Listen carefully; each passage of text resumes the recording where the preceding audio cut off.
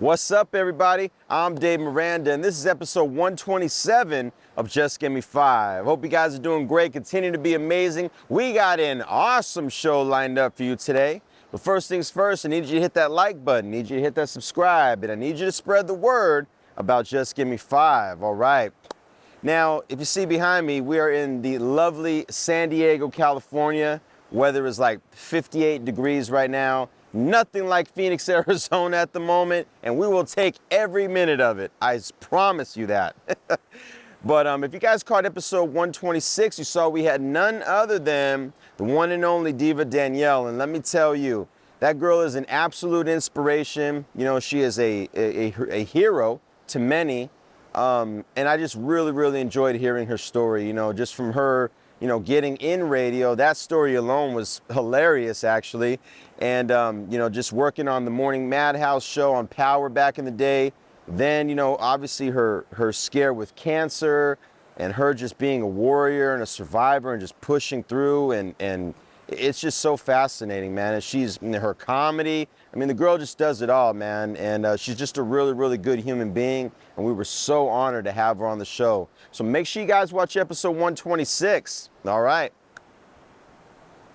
But today's guest has been a staple in not only the Arizona radio community, but the radio community, period. We're going to talk about how he got into radio.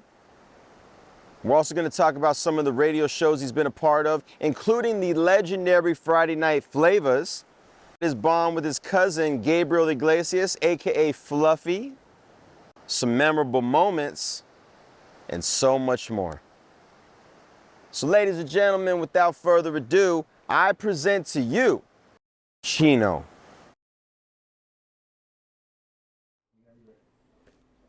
Oh, I didn't see you there. What up? It's Chino. Some of y'all know me as Chino, Big Chino, or maybe other names you call me throughout the years. All I'm saying is just give me 5.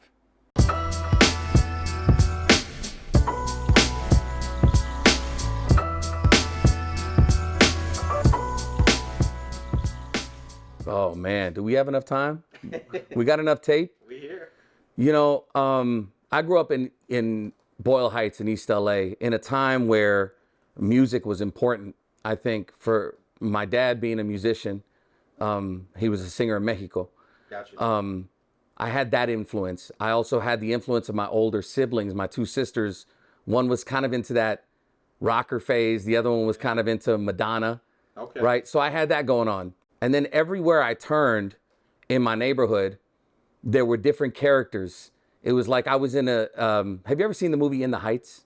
Yeah. Okay, so you know how like there's music everywhere throughout that film? Exactly. That's kind of how it felt growing up in Boyle Heights, where I grew up in East LA. Right. And everybody had, the neighbor had Los Tigres del Norte pumping.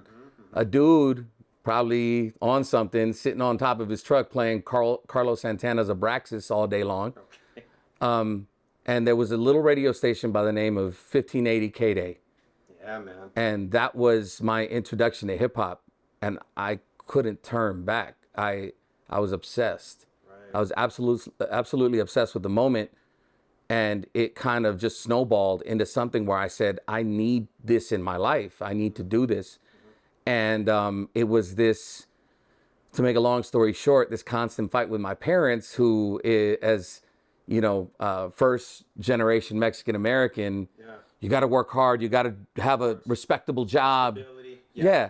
And so radio didn't seem to be that thing, or playing records or playing music that they didn't understand. Oh, for sure. Was one of those things where they're like, nah, no. So every time I had a radio, and this is for mom, okay, she would throw my radio away. Oh, wow. I would hide it in between the mattresses, have earbuds, the whole 9. I was obsessed with radio. That's all I ever wanted to do. Yeah. And, you know, all this time later, so I want to say I was 12, 13, 14 when that happened. Okay. in LA, and that's all I ever wanted. At that time, when you were listening, when you know, introduced to K-Day, so Greg Mack was definitely... Greg Mack was on. There was a point where K-Day was not just the hip hop station. They played like adult R&B and stuff like that. Yeah. I was familiar with radio. I was familiar with the greats of Los Angeles, Rick Dees on Kiss. Yeah, man. Now we're talking Power 106 when it was Jay Thomas and their slogan was Power 106 Dance Now. Like it, you know, they played Too Unlimited and stuff like that, like super, you know, up tempo, and it wasn't different. They, you know, if they played any hip hop, it was, you know, the cheesy stuff you might hear now at a wedding. Yeah. You know what I mean? Yeah. So I was familiar with the radio game. I just didn't fall in love with it until, and it wasn't just Greg Mack. All praises to the greatest to ever do it. Greg Mack is a legend. But that radio station had legends. Russ Parr, The Morning Show with Bobby Jimmy and the Critters. Okay. If you know, you know. Okay. Bobby Jimmy and the Critters, that was like his little parody, you know, rap alter ego. And he would do all these fun little things. So me as a 14-year-old, like, yo, he's taking Timex Social Club Rumors and made a song called Roaches. And as a 14-year-old kid, I'm like, nothing could be funnier. Right, yeah. Because I'm kind of like early Weird Al. 1,000%. Yeah. So then you have people like that. You had the Lisa Cannings of the world. Like there was, it wasn't just one guy. For sure. And it was the original K-Day Mixmasters who finally I got to see them all perform live recently at NAMM. And I felt like a kid again. Like it was those, it wasn't just Greg Mack. No disrespect. Right. But it was more than Greg Mack. K-Day is more than just Greg Mack. And I got to give props to every single one of them. Yeah. You know, Ralph M. and, you know, all the DJs that were a part of that. Yeah. Little did I know, listening to Dr. Dre mix on the radio, that was going to be the Dr. Dre that we know now. Right. You know what I mean? Like, to me, that's crazy to think about. Yeah. And my kids are into, like, hip hop and the hip hop that I love, and you know, some of the new artists that I love, but at the same time they'll go, Dr. Dre was on the radio. Yeah. I'm like, yeah, man. Right. You know, so to me that's when I knew. I was like, I gravitated towards that, and I thought to myself, well, everybody else was like, some cats wanted to get into construction with their dad. Yeah. Some wanted to do other things, and I couldn't get my mind off of being on the radio. Like Entertainment Tonight would do segments about like local radio DJs on KISS in Los Angeles. Yeah. And I go, that's what he looks like? You know, it was at 14, 15, 16, I'm like, this is what I want to do. And it was a struggle to get there. Yeah. But I never gave up. It's, you know, I just chased it.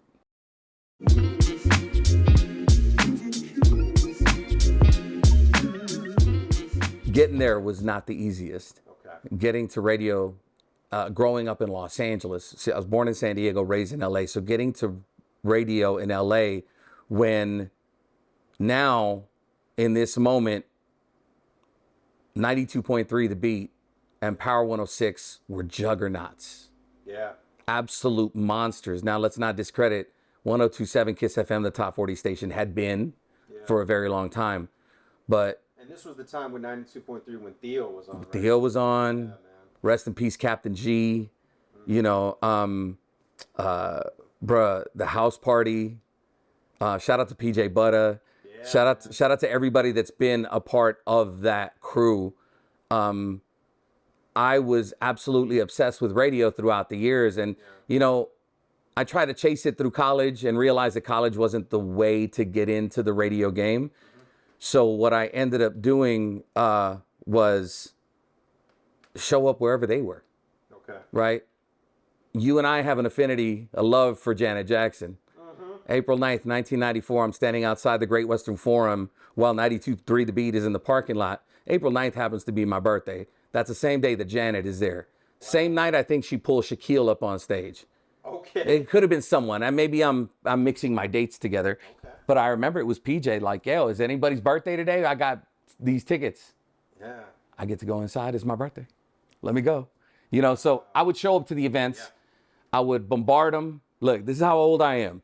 I would fax them.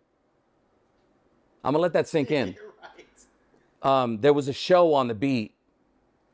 I was managing a movie theater in Woodland Hills, you know, because you got to make ends meet while you're trying to go. And there was a show called The Joint with Ralph Nardone and King M's. Okay. And it was one of those shows, one of their specialty shows. It was on once a week, and I'm closing out the movie theater, counting the cash, you know, doing the tabs. And I'd listen and I'd be like, yo, send them a fax. And then Right. they'd be like, yo, Iglesias is listening. Like they'd call me by my last name. Like, yo, Iglesias is out here listening. Shout him out, yada, yada, yada. And through that and doing it every single week, why don't you come through? Yeah. And it was Malik was their, one of the producers at the time. And he's like, hey, man, go stop by Taco Bell. Bring us some food. Okay. You know the radio game. Yeah. Bring us something free so you can get entry. And so I would be there, and it was one of those things where you're walking the hallway, you're there, and there's Eazy-E walking through the hallway. Wow, man. You know, Like nothing. like nothing. Yeah. If you're from LA and you grew up in LA, that was a common occurrence if you were in the right places, if you would. Oh, yeah. So I saw Eazy a few different times. Right. I don't want to say you're desensitized to it, but It's just a way of life. it's a way of life. But when you're trying to get on or get put on, you can't Fan out. you can't fan out. Yeah, man. Yep. You know, you got to act like you belong. Exactly. And those were the moments that I go, okay, if these people can be in the building, I can be in the building. Now, I never got my foot in employed by either station, but man, Nick and Eric, I would call y'all all the time. And I told them before, I told the Baker Boys before, I would reach out all the time. And nothing ever transpired. Okay. Earthquake hits in 1994. I'm living in Northridge. Okay. And I lose it all. And I took that as my sign that I gotta, right now is the time. I have to go after what I want. Yeah. Because life is too short. When you say you lose it all, what like Like, and all that stuff? like, bro, we were red tagged. Oh, wow. Like we were kicked out Wow, yeah. of the apartment, Gotcha. 2 blocks from the epicenter.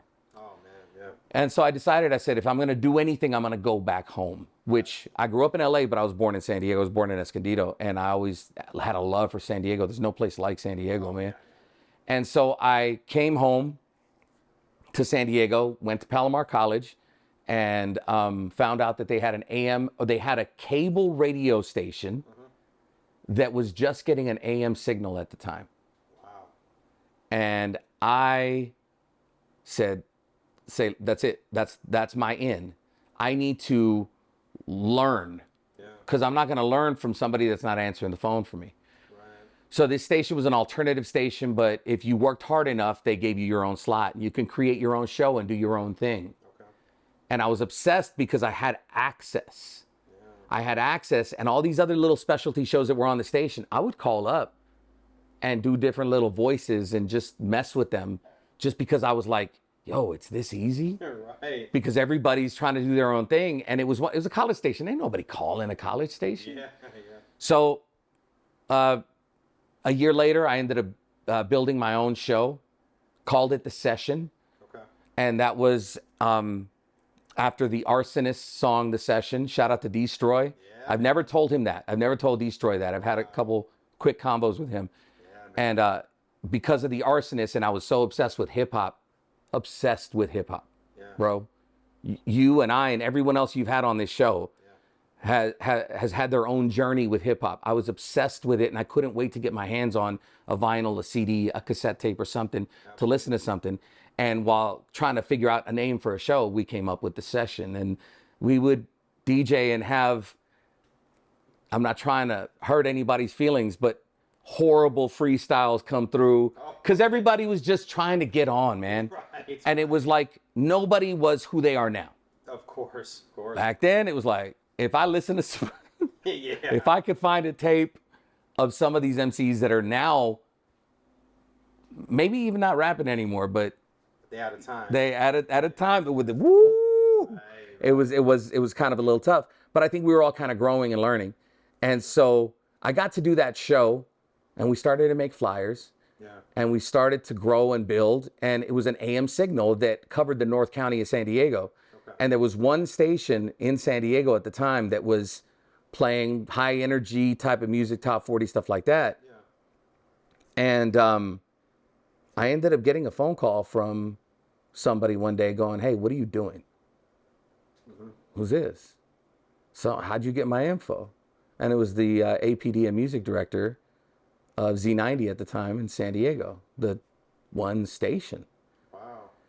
Hey, bring a air check. I'm like, what's an air check? Right. That's how much I knew. I didn't know much. Yeah, man. So he's like, bring an air check. All right, cool. I put together a tape of me doing breaks. Yeah. And on Friday nights while we had the show, they were playing house music. Nothing against house music. It just wasn't what the people wanted at the time. Right. And hip hop was slowly taking over rhythmic radio. Yeah. Right? Yeah. So this was 1995, 96, Okay. when my show started to grow. Okay. And so about 96 is when I got the call from him. And he said, come through, bring the tape. Yeah. I sit down, I'm nervous as hell because I'm finally in the door. Someone's paying attention to me. Right. And he plays 2 seconds of the tape. And I had like the show intro in the beginning. Mm-hmm. And the show intro's playing. And he looks at me and he says, don't ever do that again. And I'm like, I don't know what's going on here. Like, Right. maybe I shouldn't have done that. I'm beating myself up on the inside. Yeah. He plays, my first break hits. He plays a few seconds of it, takes the tape out, throws it at me. The same distance and you and I are from each other. Yeah. I got pissed. I was pissed, bro. Yeah. I'm like, I didn't have money for gas, and I made it all the way down from North County to the South Bay in San Diego. Right. And he threw the tape at me and he says, when can you start? Wow. Okay. And so, Yeah. bro, it went from like, Weren't expecting that. I wasn't expecting that at all. And I said, tonight, what do you need? Yeah. And he kept me on. This is back in the day when you can have somebody hang around and not pay them, you know, Yeah. without getting in trouble for it. Yeah, like intern. Like intern, if you would. Yeah. But that's when you had to pay your dues and sit around and not say a word and don't speak until spoken to. Absolutely. That was that era. Yeah, it was. So I did that for about a year. Okay. Just sitting there watching him do his show. And I was Soaking up game.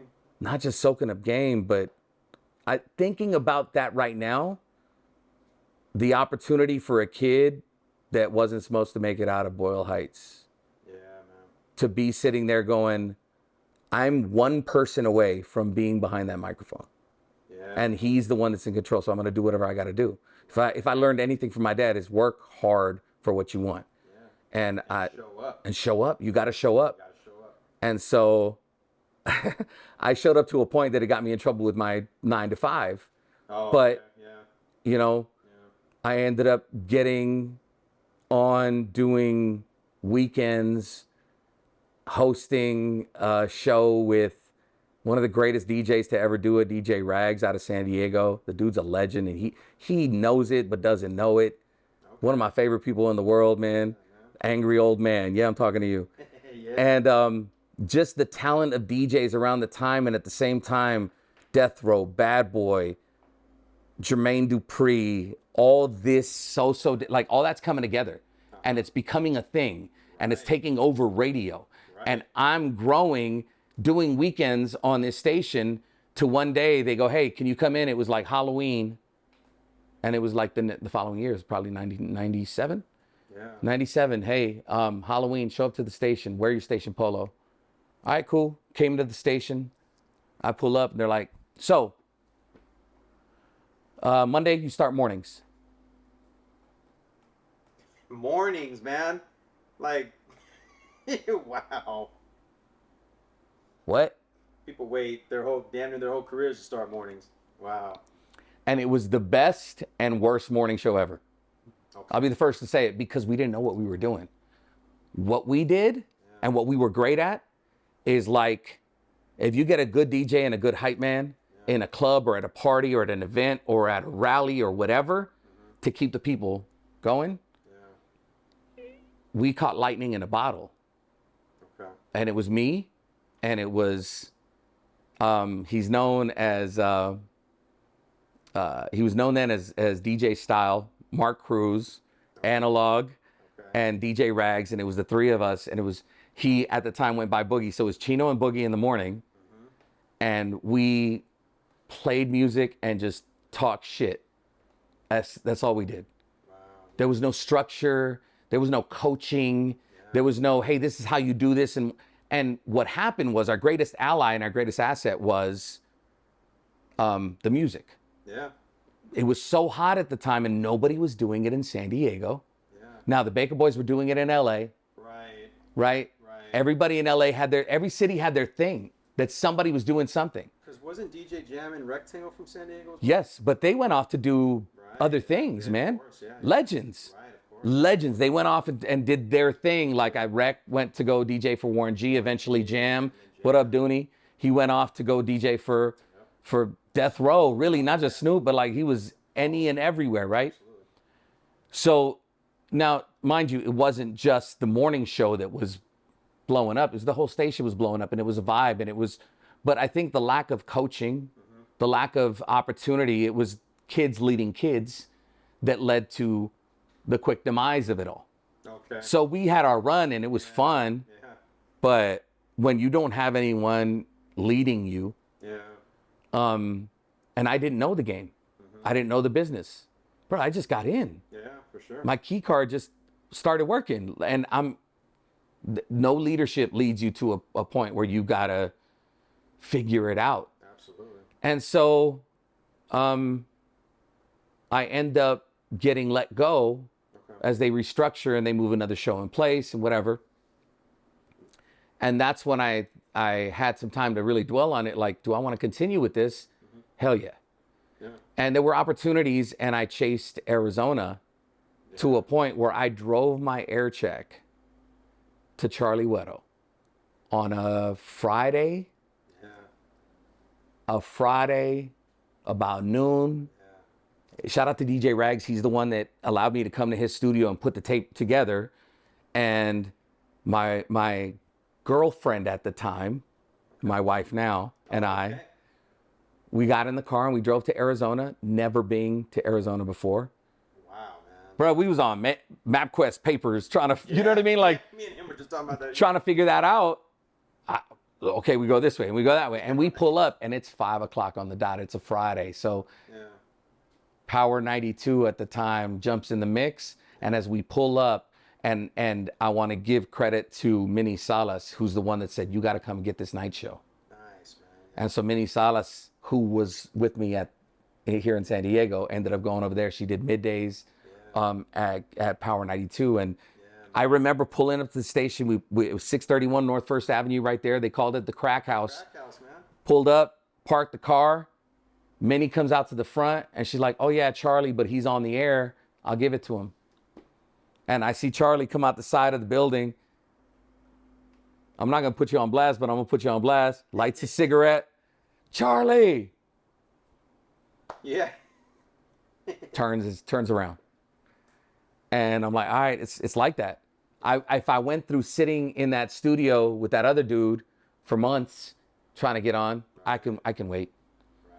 Let's go check into the hotel, have some Macayos. Yeah. Yeah. And then old school one on Central. right, exactly. Yeah, we stayed right down the street from it. Lit. And then we hung out with Minnie and got back in the car, drove back to San Diego, and I waited a couple months and I got the call from Bruce St. James and Charlie Weddle. Hey man, nights are open. Come do it. Come be part of the family. And that's where I decided I'm going to learn. It took some time, but that was a special era at KKFR. Yeah, man. Crazy Kid and Ruben, Yeah. Drea, Lil Sean, Minnie Salas, Melissa, the Midnight Mamacita, the Midnight Mamachola. She already knows. She already knows. But not just that. Okay? One of the best shows that could have been. They were so good. They were so good. The Sideshow with CK and Mark Medina had a short stint on KKFR. Okay. I was such a fan of radio, and I just loved people that thought outside the box and did things that were special and made the audience participate. Yeah. And they were so good, man. Shout out to CK and Mark Medina running the biggest station in the country right now. Yeah, man. So that run was awesome. Yeah. Being there, I was part of this. There was some ripples in the water, and Kid and Ruben were going their separate ways for the moment. Yeah. And so they asked me if I would trade places with Ruben. I just want to be a team player, man. Yeah. I just want like whatever we got to do. Because I was doing nights and it was cool. Some remotes, some events, some club nights and whatever. When I got there, Zazoo's was a thing. Yeah. You know what I mean? Roxy, all them good spots. All them spots, bro. I was there. Yeah.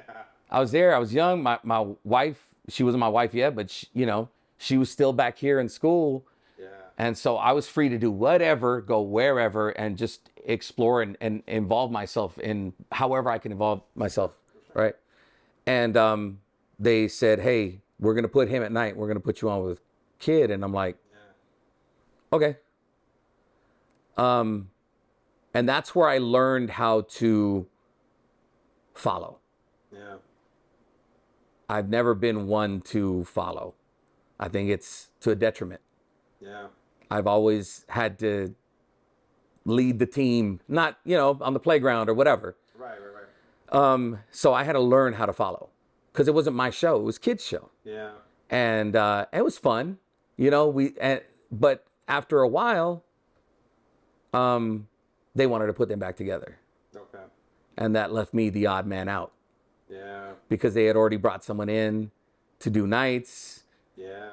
And so this is where it gets. You and Ruben were probably like building like a chemistry, I'm sure. What me and Kid were, and me and Ruben were cool. Okay, I'm going to tell you, bro, the first people that welcomed me to the Valley, was Kid and Ruben. Gotcha. Yeah. And bro, those guys were so good to me. Yeah. Those guys, both of them, I don't know. They were megastars at the time. Bro, absolute. Yeah, man. Thought outside the box. Yeah. Own their audience. Fearless, Absolutely fearless. Yeah. And no one, and I put this on everything on my mama, no one has a better radio laugh than Ruben S. No one. Yeah. Sorry if I got loud there, but no one in the world Right. can pull people in like Ruben did. That's true, man. People loved. I get goosebumps thinking about, dude, I love Ruben. I really do, man. Such a great. In the moment, you don't know what you're going through until you've done it. Of course. And as I reflect on those years, I think about, bruh, Yeah. I am who I am because of the people that I was around. Yeah. Yeah. Yep. I learned what I learned and know what I know because I picked it up from them. You want to be great, you got to be around greatness. You have to. Yeah. Yeah. And you can't be the smartest person in the room. You got to be able to, willing to learn in the whole nine. And Absolutely. what humbled me, I think, quickly was, hey, we're going to take you off the air. Yeah. Because there's no spot for you now because Ruben's going to go back to mornings. For sure. So we're going to have you do imaging. So I was like, I never done that before. That, right? Yeah. Right? Mm-hmm. Okay. You adapt. Yeah. Yeah, man. I try to learn everybody's, I think I tell my kids I might have told them the other day, is try to learn everybody's job. Mm-hmm. So if there's ever an opportunity, Yeah, man. you know what to do. Exactly. And so I got to do imaging and I was bored out of my mind. I bet. Stalled out. Yeah. I don't want to say depressed because it was still fun. There was a lot of stuff going on. Still in it, Still in it. Yeah. And Friday Night Flavors was, I think, what saved me. There we go. Let's talk about it. Friday Night Flavors was my favorite part of my career. Yeah, man. Absolutely no doubt about it. Can I cuss? Yeah, man. Fuck you, Sean. Fuck you, fashion. And I say that in the most loving way because I've never laughed, cried so much Right. because of those two guys. Yeah, man. The things that we said and did. I almost cried right now, dude. Because the things that we said and did on that show, Yeah. we'd be canceled. Yeah, you couldn't do it today. We'd be... Right. Yeah. I'm hearing it in my head, dog. Yeah. The things that we did and we said on that show. I wish I know somebody. I know Squeak. Squeak was so quick-witted. We had an instant replay in the room and Squeak was in charge of putting these sounders on the instant replay and we were just letting people have it. We would play music, Yeah. have fun with it, but callers would call up and we would let them have it, or we would let each other have it. You know, you grow up and you play the dozens with your friends. Oh yeah, You're capping on each other, whatever. Yeah.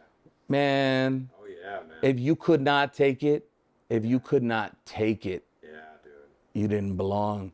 And what we did, surrounded by the most talented DJs in Arizona that wanted to be a part of radio, because there's some very talented ones that didn't get to do it, or that had gone on to do other different things, right? Sure. But just imagine this lineup, this all-star lineup. We call ourselves the Fab Five. Yeah, man. And it was myself, head Mike. Yep. And it was Lil Sean. And it was Squeak Boogie. Yep. And you know why he's called Squeak, right? You do? Do you know why his name is Squeak? Go watch the movie Basketball. That's right. Yes. Okay. Yes. Yeah. As you show a picture of Squeak and a picture of the guy. Yeah. And DJ Robbie Rob. Yeah, man. And DJ Fashion. Now, mind you, hold on. Heavyweights. I've gotten a chance to work DJ Rags and DJ Style and all these guys in San Diego that were just absolute legends. Yeah, man. To go to Arizona Yep. and work with DJ Fashion and Robbie Rob. Yeah. And then hold a DJ contest to put other people on. Mm-hmm. And we put on M2. Yeah, wow, man. Now, no disrespect to anybody else that was part of that battle, but we held a DJ battle at one of the station concerts in front of 15,000 people. Wow, man. And the crowd, cheap party trick, the crowd decided who won. And someone's going to get hurt with the words I say, and you already know who I am. So if I'm an asshole, I'm an asshole. I got love for you, everybody that was part of it. But M2 murdered that. But he murdered by being technical. And as a fan of the art, you seeing someone in there go doing everything. Yeah, man. And the dude that won, love you too, bro. But he's playing Soul Sonic Force and he's got the crowd. Oh, okay. Right? Yeah. And it wasn't, I think it was Abel. It wasn't him that got the gig. It was M2 that got the gig. Okay. Because the winner got whatever the prize was and a chance to be on Friday Night Flavors. Gotcha. Yeah. So in that process, M2 gets added. Okay. Matlocks gets added. Yes, sir. We're more than the Fab Five, but we're still the Fab Five. Right. And it was just a thing. And I'm so glad that happened, because in the process of having all this fun and doing things that we shouldn't have been doing, I think the statute of limitations is up on some of these things. Right. But the fact that we were able to do those things, and I grew, I learned how to be a part of a group and not a leader. Yeah. See, where I learned to be a follower was with Kid. Right? But here I learned to be a part of something that was bigger than me. Exactly. And had we been in any other market and maybe on when the sun was up, yeah, that would have been game over. We had something special in that room. Oh, absolutely. But it was just a spot filler, I think, right? But what I think was beautiful as I progressed and moved on, during that time, I got an opportunity. Kid and Ruben left. They crossed the street. Yeah. They brought in my guy Davey, from, I think he came from Sacramento at the time. Yeah. He stayed for about a year. I'm still doing Friday Night Flavors. I'm still doing the imaging stuff, helping wherever I can. Yeah, man. And Davey, a year later, is gone. Wow. And so they put me and Drea together, I think. I think it was me and Drea that they put together. And then Drea was gone. And it was, no. Drea was gone by then. It was me and Steve Tingle. You know Steve Tingle? Yeah. So it was me and Steve Tingle. And by learning how to follow and how to be a part of something bigger, then now I can be a good facilitator. And what did we call ourselves? Was it the Wake Up Show? Or I don't know what, I forget. It was me and Clarissa Jenkins. Yeah, yeah, man. But it was me and Steve Tingle, and it was one of the most amazing things, because Steve Tingle is Clarissa Jenkins, right? Yeah, man, yeah. Steve Tingle is also Santonio Spanderas and Tanya Nipples and all these other characters that he played. Yeah. because And Joey Boy in Philly, he eventually went to them when I bounced. Yeah. No, he went to the Morning Madhouse Yeah, with and then to the Yeah, Nuts. that's right, man. Yep. But when I had him there, see, this was, as I look back on it, it was me learning to grow. For sure. And being in that room with one person that was 17 personalities, Yeah.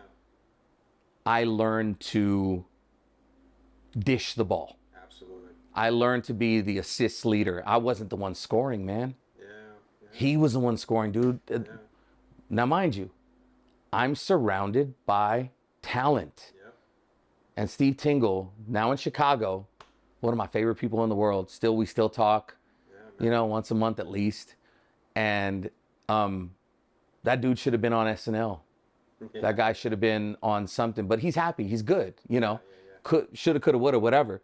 But in that process, I learned to, and we were number one. Oh, yeah. You guys were like the 93 Bulls at that time, man. Bro. Lineup, you know what I'm saying? 96 Bulls, bro.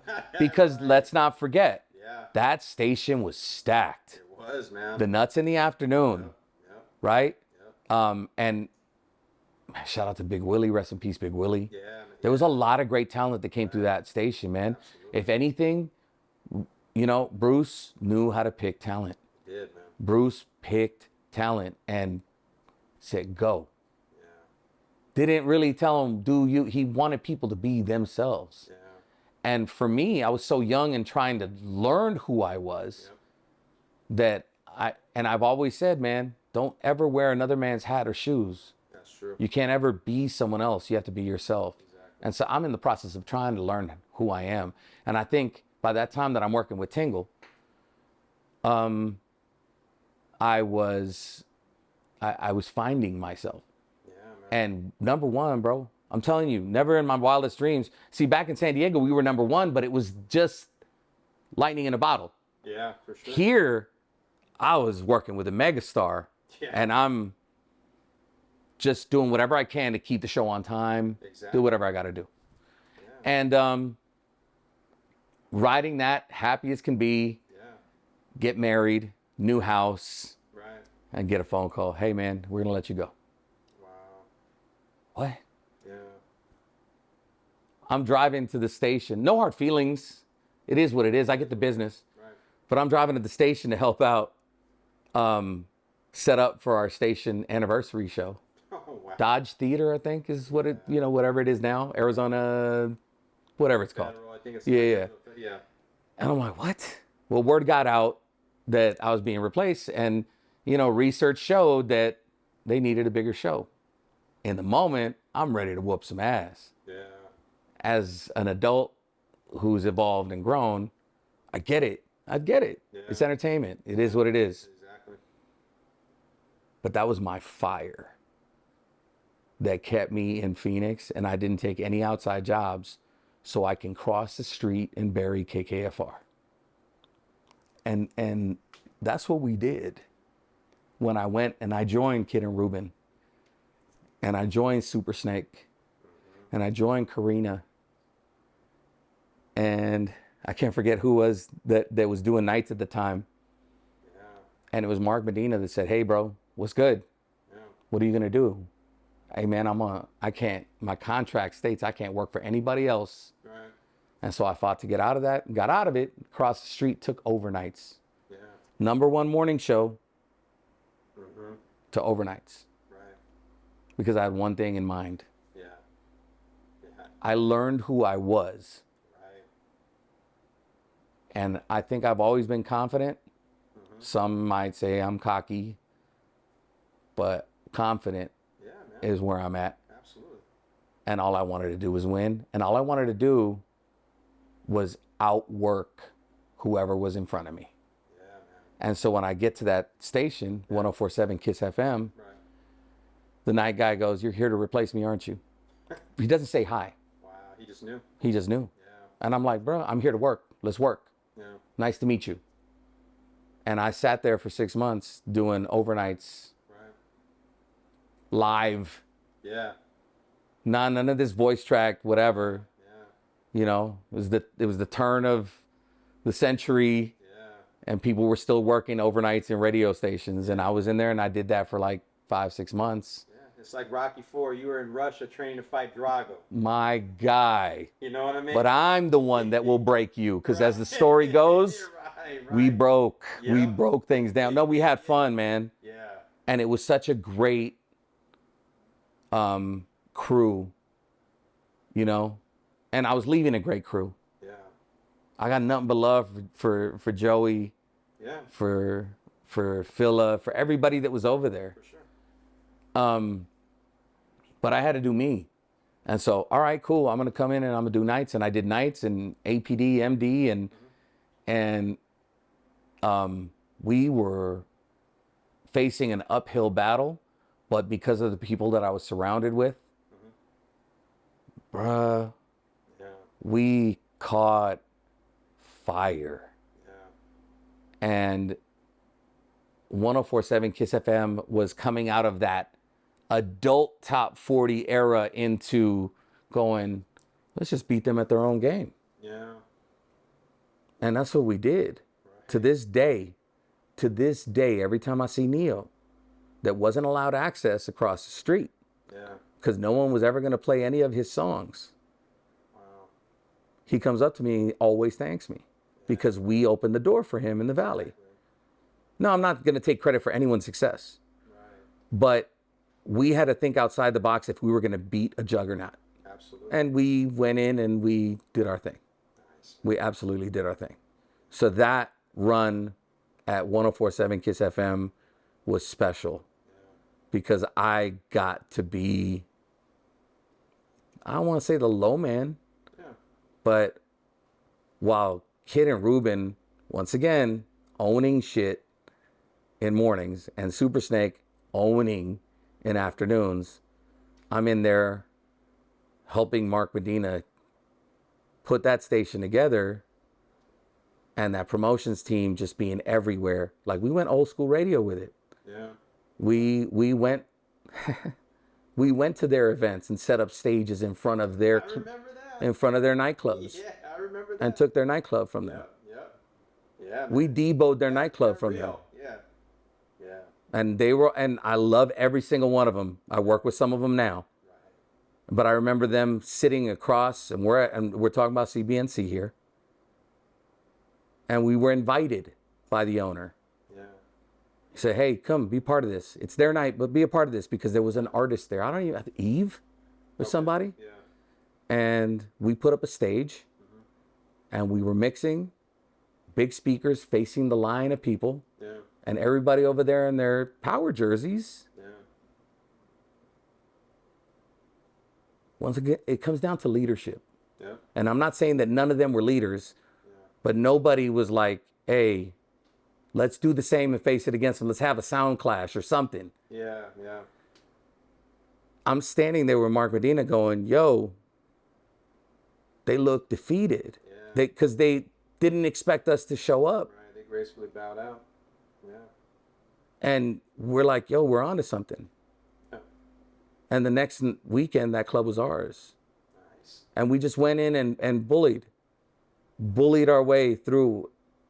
And it was a little easier and easier every time. Yeah.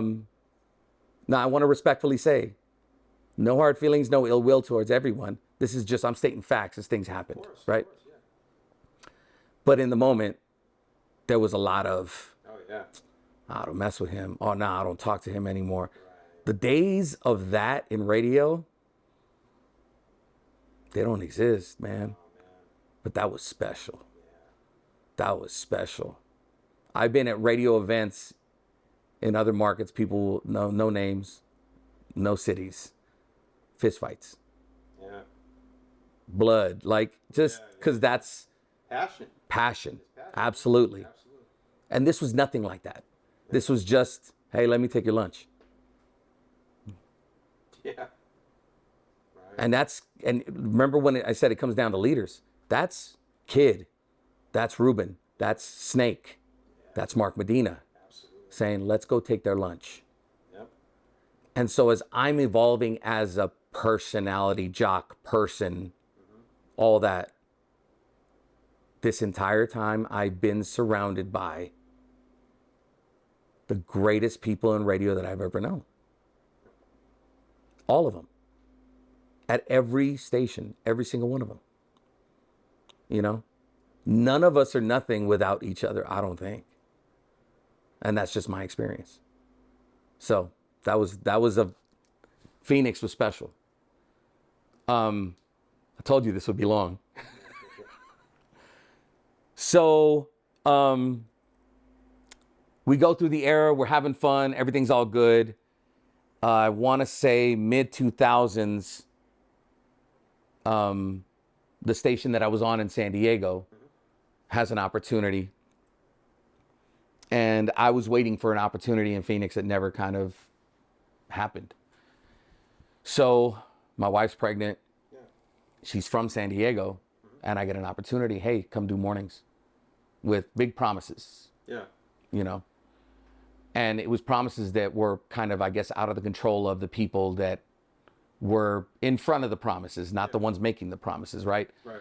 So end up going back, taking the job, doing mornings in San Diego with a phenomenal team, dude. Yeah. As I look at some of these people that were a part of that, yeah, the superstars, man. Yeah, man. You know?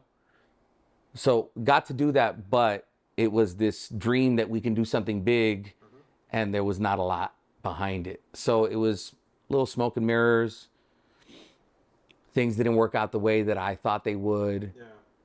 Things that I was told, hey, you know, whatever. And I'm like, man, it's just because I thought I would chase something that I wanted. This is what it was. I wanted to finish what I started. Right, right. Now that I've learned and I'm years removed, I want to finish what I started, and it wasn't the right moment. Yeah. But it all worked out.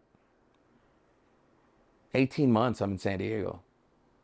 I get a call, hey man, afternoons has opened up back at KISS. You want to come back?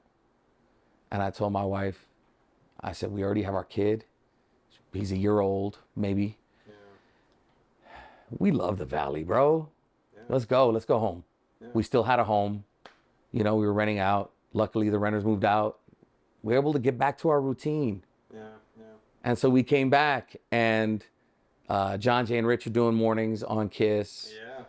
Kyle, who was doing Special K, she was doing nights with me on KISS, is at the time not even on with John, Jay, and Rich yet. She was doing like middays.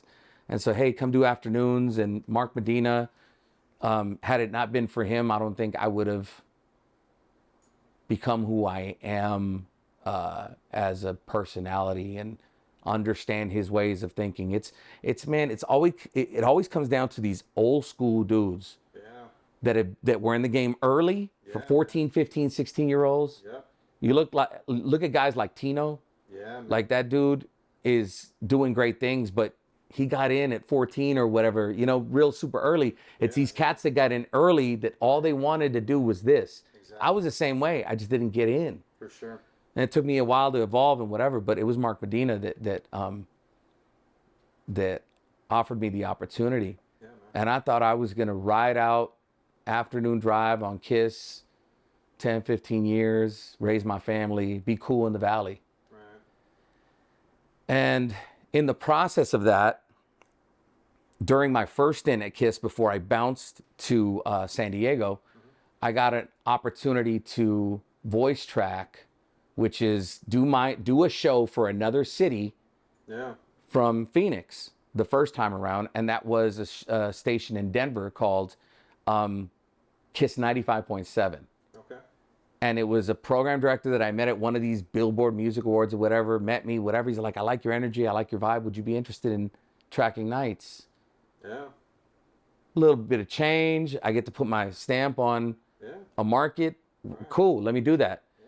And so then when I came back, I get back on there and it's the reggaeton movement. Yeah. And so they go from KISS and they changed the station to Mega 95.7 and they asked me to do the show in Spanish. Okay, yeah. So I'm doing the show in Spanish and English, Spanglish, whatever. So it's English until 7 p.m. and then it's Spanglish from 7 to midnight. Was Latino Vibe around at that time? Yeah. Yeah. Yeah, shout out to those cats too, man. Jackie and all them. Yep. Yeah, for sure. So I got to do that, and the voice tracking thing was the blessing I didn't know that I needed, because I saw a PD, and it was my homeboy Chones, one of my biggest inspirations in life. One of the great DJ, mayor of Denver, pretty much. Right. His program director was leaving Denver and took a job in San Francisco to be the program director of Wild 94.9, which is legendary call letters. Yeah. And I hit him up. I'm like, hey, man, can you connect the dots for me? I just want to send him an air check. And I get the response from the PD, Cat Collins, and from my guy Jones, like, yo, man, you don't need to air check. You were the only person that I was afraid of being better than my jocks in Denver. Nice, yeah. I was humbled. I was absolutely humbled, because this dude is, he's that dude, right? I'm like, wow. And I'm like, oh, I just wanted to kind of spread my wings a little bit. Since I did this in Denver, I'm trying to, this is before the company would say, hey, we want you to do this and we want you to do that. Exactly. I was just out there trying to politic. Exactly. And so I ended up politicking to an opportunity that I didn't know was going to exist. And so he said, hey, man, send me the air check anyway. Sent the air check. Can you do a fill shift on a Sunday? And I did a fill shift on Wild 94.9, Sunday, February 18th, 2009. Okay. I want to say that's the date. It sticks in my head. I'm good with the dates and numbers for some reason. And I did a Sunday night shift from 7 to midnight in San Francisco, a city I hadn't been in years, like visiting, whatever. Right. And did the shift. Shout out to Travis. Shout out to Kat. And they go, yo, let's just have you do Sundays. Yeah. Cool. The legend, and I don't say this, see, legend gets thrown around. Oh, for sure. In my business. Yeah. It's absolutely necessary when I speak the name St. John. St. John, growing up in LA already, St. John to me was a legend. Okay. St. John had been doing afternoons on Wild 94.9 for forever. Yeah. I don't know, 15 years, I don't know, 13 maybe. And he quits on Wednesday. And they asked me on Thursday, can you cover Friday? Shout out to Nessa. She's doing big things in New York. She was doing nights and she covered Thursday. And then I never saw anyone work harder than Nessa trying to get on. And she knows her story. Maybe one day you'll connect and get her to tell her story. Yeah. They asked me to cover Friday. Okay. I covered Friday. By the end of the shift on Friday, they offered me afternoons in San Francisco. Wow, man. It's 48 hours, you know? Goosebumps, dog. Yeah. I still get, bruh, like, listen, to not get calls back. Yeah. To sit in a studio forever trying to get put on. To get fired at number one. It would make you want to quit and go, let me go work the post office or whatever else I got to do, push carts at Costco. I don't care. Yeah. I wasn't at that point in life. I was still had that hunger like, yo, I got to do it. This is 18 months into being back in the Valley. Wow. And they go, yo, do you want to do afternoons in San Francisco? What? Yeah. You know, it's still a dream. It's that. The Bay Area was a fever dream for me. Yeah, man. I felt like it went like that. Yeah. 8 years, 7 years of being in the Bay. Right. Like that, man. Yeah. But once again, I am surrounded by legends. There you go. Now, replacing a legend is not the easiest thing. Right. So at that point, I've evolved. I've become who I think I am. Yeah. I feel like representation is a big thing for me. I get people that come up to me and go, Chino, I thought you're not Asian. Oh, wow, yeah. Right?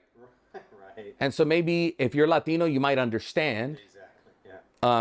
And if you're not, you don't. Right. So as a little kid, when I was asked to get on, people always said, you have to have a name. Now, my government name is Jesse, right? Okay. But I couldn't be Jesse on the radio because that's not a radio name. Yeah. Okay, cool. So what's your nickname? Then they try to give me a million different nicknames, bro. Yeah, I bet. And I just went back to a nickname that my dad and my cousins who are here in the other room, I think I recall their dad called me a few different names, but Chinito always stood out to me because these are my kids, right? Yeah. They had curly hair, pelo chinito. Right, right. So Chino for me was a thing, but I did the Spanglish thing. Yeah. Okay, let me take a little bit of this and a little bit of that and just all put it together and be this in San Francisco, which is unapologetically myself, hype man, fun, might talk a little shit, might say something that might make you upset, but it'll make you think maybe. Right. But let the music live and let me have some fun. For sure. And I'm surrounded by JV, man. Rest in peace, JV. Absolute legend in radio, dog. I was so intimidated meeting that guy. Yeah, man. And he welcomed me with open arms. You got the last interview with Biggie before he passed. Yep. Yeah, man. Yep. I was a week before the Doghouse's interview. I'm in the studio here in San Diego. Man, I'll find you the photo. And it's Biggie in crutches, bottle of Moet, sitting in the studio. And I'm in the corner, like, I made it. I'm in that room. Wow. So that's a week before JV and the Doghouse gets to interview Biggie. Right. But JV, Nessa, and they pair me with Jay Espinoza. Oh, wow. You see the track record, it's not coincidence. No, man. Everything happens the way It's the universe, dog. Yep. And I get all those DJs that I've got to work with in my entire career, and you give me the GOAT Right. that I didn't know at the time. I knew he was dope, Yeah. but holy smokes. Yeah, man. And I was there in the process of him becoming world champ for Red Bull and the whole nine. Like, I was there to witness it in person. I went to the Valley. There was a Red Bull stop in the Valley. Yeah. I flew to Phoenix to go see him. Like, didn't make it to, the final one, but just to be paired with all those guys around me. The one thing I can say about my career is I've been surrounded by legends, absolute legends. And so, the Bay was amazing. Being myself, this is where I feel like I was actually myself. I made some great friends, friends that have become family everywhere I go. But the Bay was special because this is where the cork popped off the champagne bottle, bro. All that pressure of everything wanting to be a part of something. And now you're having your official mama I made it moment. absolutely. Yeah. Absolutely. Right, 1000%, bro. Because I get paired with brands that I never thought I'd be able to, Now, everybody in radio, you've had those moments where you've gotten a chance. I get behind the wheel they give me this car, I get to drive it around or whatever. But like for me, things mattered when me and a couple other jocks were the first ones ever to be brand ambassadors for Jarritos. Wow. Yeah. Like it's just like anything else. You're selling a brand, you do your part or whatever. But to me, that was like, yo, I can't wait to get a case to my dad, talk about it, get him all the shirts and the swag, because that mattered to him and that mattered to me. Exactly. I ended up becoming a brand ambassador for Hennessy on their first ever DJ program where they flew us all over the world to DJ everywhere. Nice, man. Got to go to Paris for a week, and I feel like that was the snowball for me. Yeah. Doing radio in the Bay was dope, but if I had never gotten that opportunity, I would never have been able to then be a part of Hennessy. Right. That led me to DJ inside the Alameda County Coliseum during the Raiders games. I would DJ inside the West Side Club. It was just a sweet party. Yeah, man. And it was some very, very, very dark times for the Raiders at the time. So people weren't going back to their seats. I had them dancing and moving and having some fun. If you were there, you know. If not, there's some grainy videos on YouTube that you can find right now of people losing their mind as I'm DJing and Too Short standing right next to me. Wow, man. Like, this is the place to be. There's bay windows right over here, and Ricky Henderson has got a bottle watching the Raiders, you know, whatever. But Man. I had moments. Yeah. There was a game, I was telling this story to somebody the other day. Shout out to my guy CJ, and he was there. The Raiders had won a game, and I'm in there playing the post-game thing in the West Side Club, and that's where the VIPs are. You needed a pass to be in there. People would like duplicate those passes, find their way in, or whatever. Oh, sure, yeah. And there's Dwayne Wiggins, like, I'm playing Tony, feels good. And Dwayne's like in my face. And as a DJ, you already know, like, bro, let me do my job. Yeah. And then I look up and I'm like, This man's on the record. You're playing. this is, Yeah. Wow. so those moments to me were special because I got to do them because of, you know, Yeah, man, for sure. I'm very, I don't know, cause and effect kind of guy. For sure, yeah. I look back and go, it wouldn't have happened had it not been for this. So it motivates you to keep going. And that, doing that inside the building, I got to meet some people within the Raiders organization, and that was all well and good. And then that kind of goes away. And my guy, Jay Espinoza, was DJing for the San Francisco Giants at the time. And someone that knew someone that knew someone said, we want to do a block party thing inside the Oakland Coliseum for the Raiders. Okay. And your guy that does the Giants and your guy that used to DJ inside, can we make something happen? Yeah. And so they were going to try us week one. So we got in there week one. Can't even remember what year this was, bro. 2010, 2011, 2010, maybe. And week one of that season, you're the hype man, he's the DJ. Have at it. Right. This is what you got to do. Someone on a headset. 3, 2, 1, go. Yeah. Jay, I'm just there to support Jay, bro. Like, Jay, if you know, He's in his bag. he is the bag, bro. Like this. Right. And so I'm just there to go Raider chant, lead, you know, the crowd in whatever. At the end of it, they're like, tryout's done. They had other people lined up for the following weeks. And they had to call them and say, no, we got our guys. Nice, man. So we did that for a few years. Yeah. And that was before anybody was doing it. Yeah. We did it before any other NFL team. Right. There were like 3 teams in the NFL that had the permission to have that vibe. Right. Because they were testing it out. It's like a DJ and a hype man. Bro, You know what I mean? Like, you don't see. bro, listen. Yeah. The moment that Marshawn signs to be an Oakland Raider, Oh man, huge. huge. Hometown hero. Hometown hero, absolutely. He gets to play in his first home game, Raiders, Jets. Beast Mode scores his first touchdown as a Raider. That's special. A kid that grew up on the other side of the parking lot from the Coliseum Right. gets to score a touchdown in silver and black, goes to the sideline celebrating. So every time the Raiders scored a touchdown, or when we were told, hey, we got some time, Jay would go off.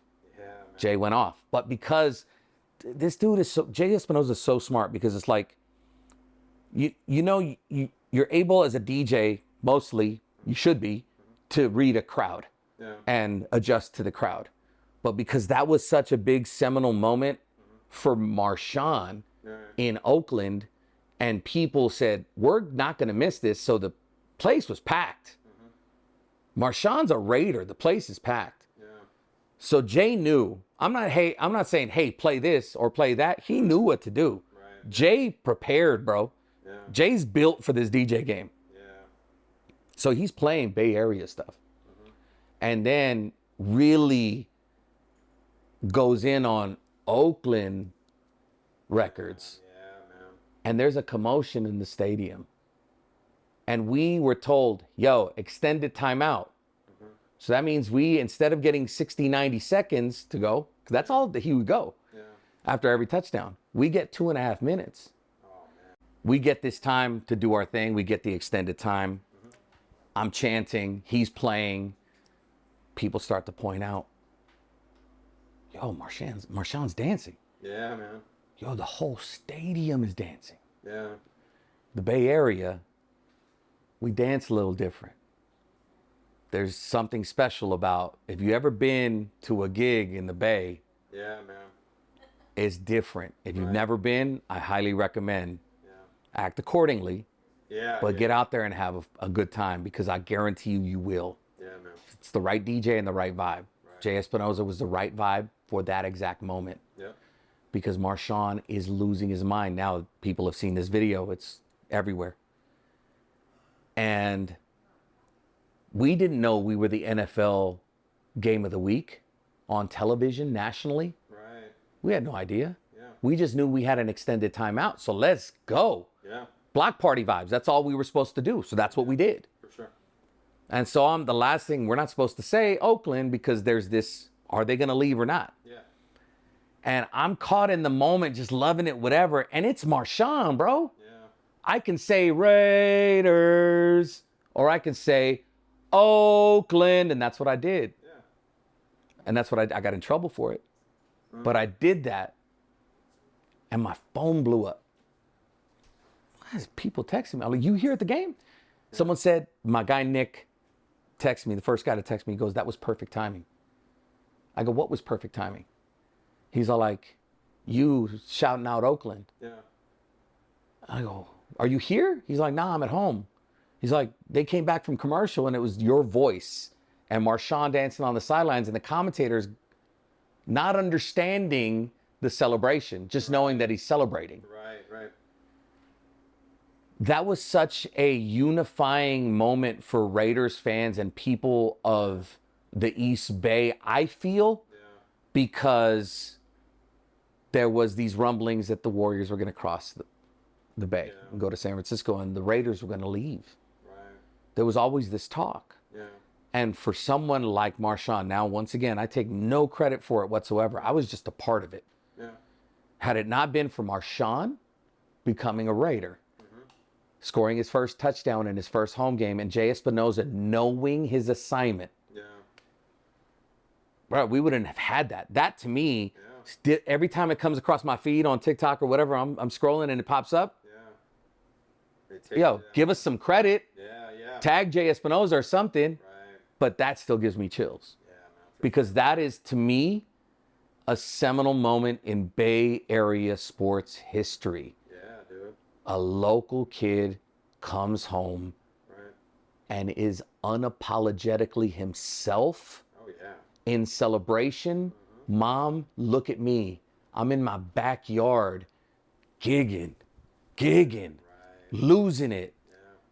And there's other players on the summer like, yo, and others are like, what is he doing? It gives me still chills to this moment that happened. I was there. I was across the field from it, but I was there. Beautiful. Everything else pales in comparison, you know. But yeah, the Raider stuff was cool. All these other brand collaborations and things that I got a chance to do, cool, man.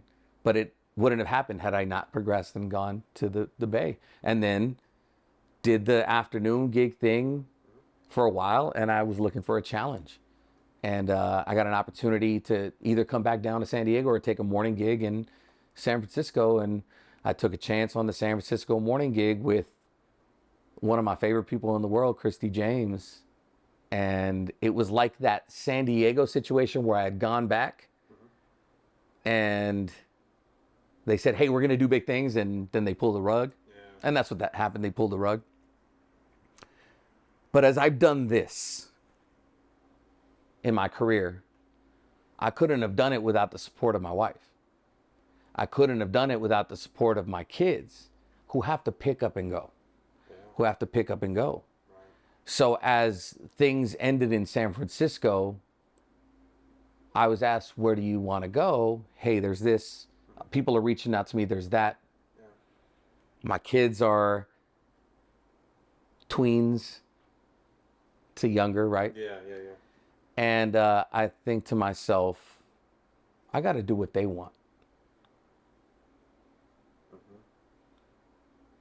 Miami would have been cool. Boston would have been cool. New York would have been cool. Right. Anywhere would have been cool. But where can we go that's going to make my wife happy? Yep. And that's home. There you go. And that's why San Diego, that's why I'm here. And I'm able to still not only do radio in San Diego, but in multiple markets. And I've been doing that thing, multiple markets since 2010, bro. Multiple stations. And the thing is, it's like everybody's doing it now. Whereas some might think, man, it's not as special because everyone's doing it. Yeah. I wasn't supposed to. I wasn't getting the phone calls back. Right. Yeah. You know? So I think, if anything, everything that I do now is for Marie, Jesse, Jojo, and Giovanni. That's it. You see all this behind me. These are just, it's fun. Right. It's my life. It is what it is. But it's for them. Everything I do now is focused for them. And I have fun, and I'm still having a great time doing it. You know, in the process, still having a blast.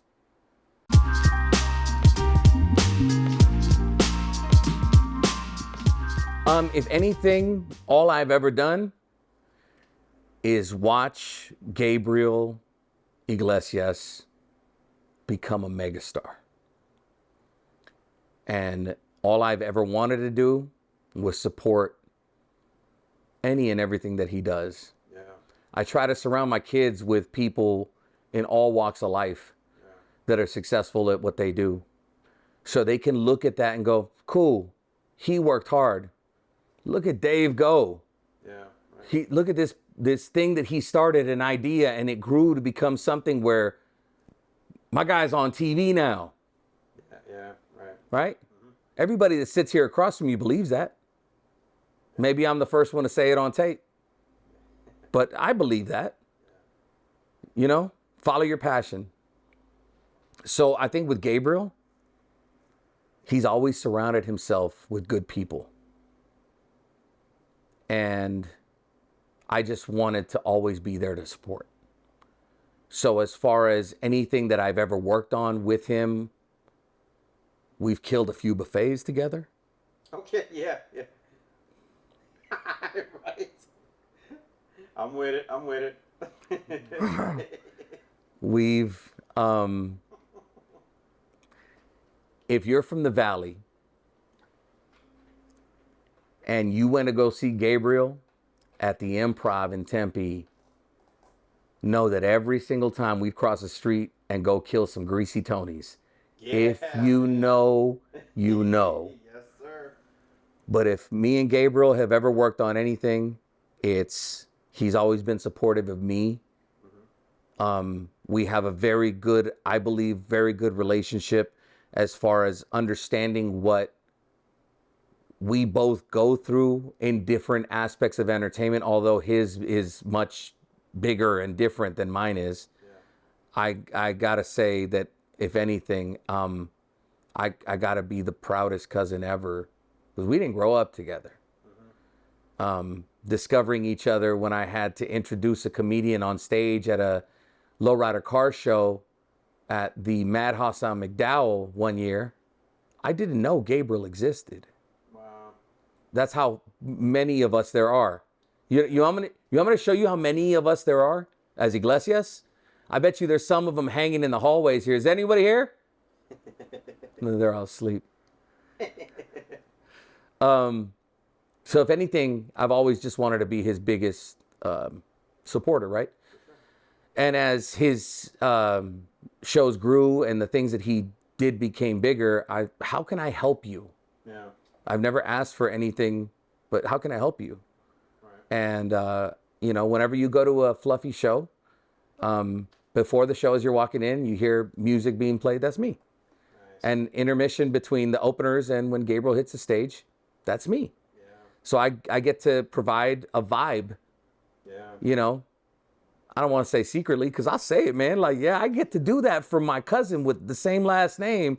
And our parents are from the same place, right? That struggled to get over here and provide us with, you know, opportunities. Look at my cousin go, bro.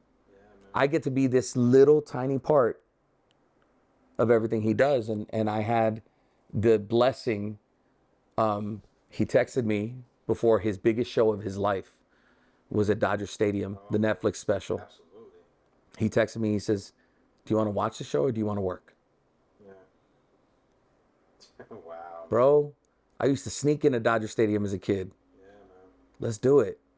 And he allowed me, and we needed more DJs, so I put on Matlocks and Be Blessed, and we got to create the vibe all around the stadium, and I get to be on stage before the show and play whatever, and it's reading the room.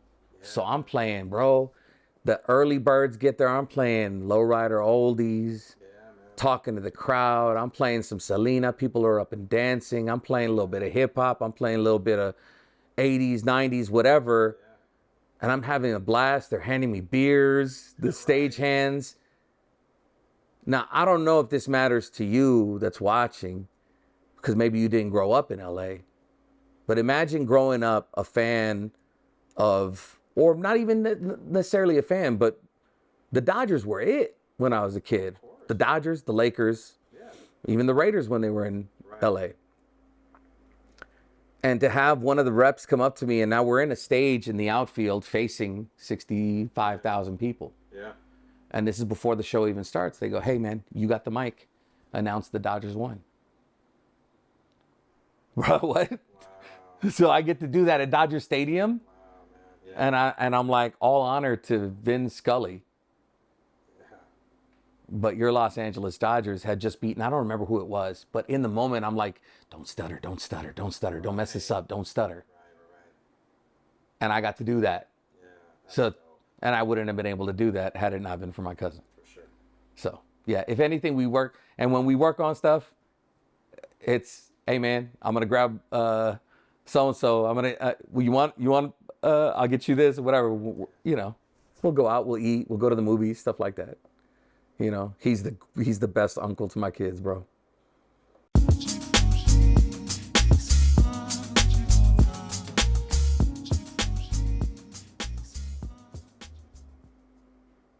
I just want to be a good dad, man. That's it. I just want to be a good dad. Remember it as being somebody that gave my kids something that I didn't get, right? I'm not saying my dad was a great dad. But I try to put paint where it ain't. I try to involve myself in everything that I can to, if I go somewhere and I feel like the vibe is off, what can I do? I'll go and I'll find the manager, the owner, or whatever. Hey, man, my name's Chino. I'm a DJ. I work for whoa. How can I help you? How can I help you? That's how it started with me going and DJing these conventions. Because I'm like, yo, it's dead in here. It's cool. Everybody's dressed up as sexy Deadpool. Right. But there's no vibe, dog. For sure. So for me, I've done all this stuff, and to me, it doesn't matter. The collection of stuff that I have behind me, the things that I have, the memories I got, they're awesome, bro. But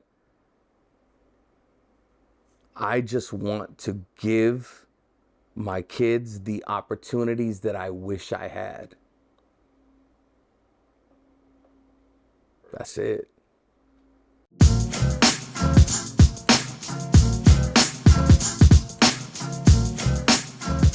I feel it every time I walk through the door and I come home. I feel it when I go somewhere and someone stops me and says, I was there when, I remember when, you know, you did that thing. Yeah. I've always prided myself on not being one of us. I'm not going to say one of them because it's one of us. I'm talking about the people I'm talking to on the radio is just like me. Yeah. I've never ever thought to be, look at me, I'm the dude on the radio, or I do this or I do that. Right. How can I help you? Yeah. When it comes to charities and stuff, I move in silence, absolute silence. I came from nothing. I could tell you stories about how the struggle was, but my struggle isn't different than whoever's watching. Everybody had a struggle, but we're all the same. And I never ever wanted to be like, yo, all right, everybody give it up. That was Jay-Z, woo, woo, woo, woo, woo. And then I get off and jump in a limo and peace, I'm gone. Yeah, right. And I'm gonna go be a recluse somewhere in the hills. Right. I wanna be where the people are, man. Yeah. I wanna be where the people are. I've made some great, it's the funniest thing, dude, when you're saying this about being special. Yeah. Some of the most special people in my life were listeners I met that are like brothers and sisters to me now. Wow, that's beautiful. Yeah, man. People that I met, everybody can be an asshole. Right. Everybody can. Yeah. And I'm not saying I haven't been. Right. Everybody is, one time or another. Many men. We all have a little bit of us in us, of course. Some of us have more. Have more? Yeah. And I've had those moments. But the thing is, at the end of the day, I think that what makes me special is, like I said before, the people that I was surrounded by, right? Yep. And realizing that you're nothing without the people that are on the other side of that speaker, that are in the crowd watching the show, that you are so hyped to get up on stage and announce. And so you could post it on social media. Look, yeah, I'm going to post it on social media. Look where I'm at. I want to bring you with me, though. Yeah.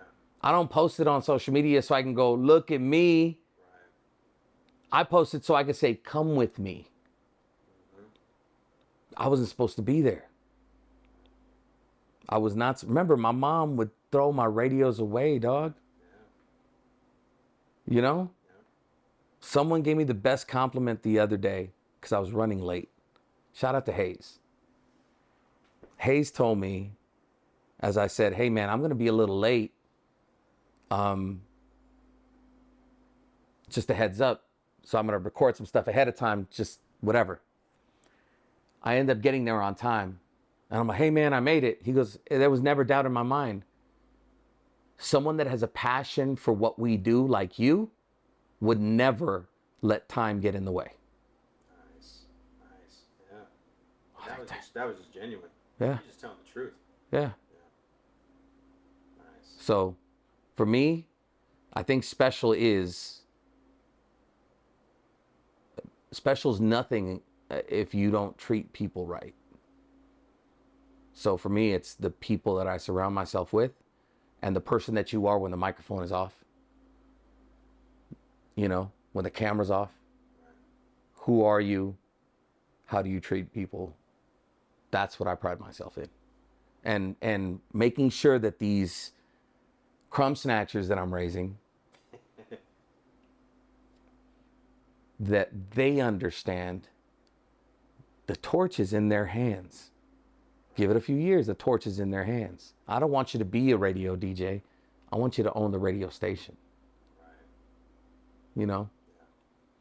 I was never told that. I was told you will not make it. Let me throw that radio away. You're not going to make it. So, yeah. Special is being able to help elevate others. Absolutely. Just Give Me Fives. It's supposed to be 5 minutes. I apologize. I took 5 hours. My name is Chino. That's been my story. There's more to tell, but hopefully we get to meet in person and we could talk about it. To everyone that I mentioned, I love y'all, man. I'm nothing without what we went through. So that was my 5.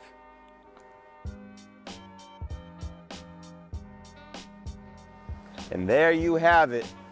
Man, shout out to my brother Chino, man. You know, like this was long overdue. We've been trying to make this happen, and finally we're able to do it. Yo, man, shout out to you, my brother. You know what I'm saying? You are just, you know, an absolute legend in my eyes, man. Everything that you've contributed to the community, to the scene, it's just an honor, man. You know, we were so happy to have you on this platform, and I wish you nothing but the best and nothing less. Make sure you guys are following him on social media. And shout out to my brother Jimmy Nelson on the camera. Make sure you guys subscribe to that YouTube channel. Tell a friend to tell a friend. All right. Well, this was definitely one for the books. I hope you enjoyed it as much as I did, though, especially this weather. Until next time, stay tuned, stay blessed, stay healthy, and just give me 5, y'all.